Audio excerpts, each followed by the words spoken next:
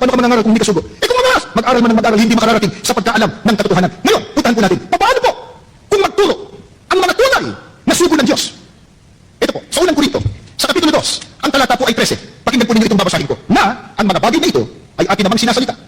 Hindi sa mga salitang itinuturo ng karunungan ng tao. Ay, hindi dito pinag-uusapan yung dunong mo pang sarili. Kung ano na pag-aralan mo, may doctoral degree ka ba, masteral degree, saan ka nagtapos, hindi yun.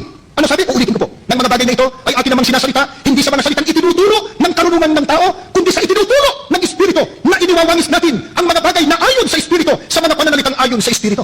Paano po kung magturo at mangaral ng salita ng Diyos? Ang mga tunay na sugo ng Diyos, hindi ayon sa karunungan ng tao, kundi sa pamamagitan ng turo ng Espiritu Santo. Paano yun? Iniwawangis ang mga bagay na ayon sa Espiritu sa pananalitang ayon sa Espiritu. Ininawangis. Sapagkat ang salita po ng Diyos na nakasulat sa Biblia, wala pong kontradiksyon. Ito na naman tayo. Tingnan natin yung binasang talata. 1 Corinthians 2:13.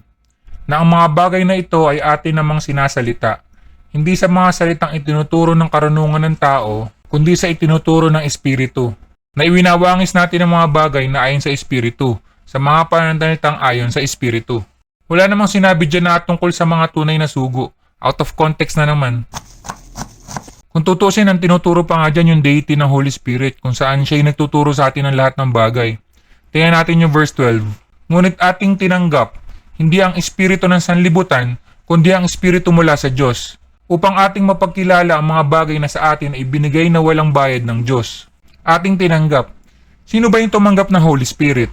Kanino ba nananahan ng Holy Spirit? Doon lang ba sa sinasabi nilang sugo? Hindi ba ang Holy Spirit nasa believers?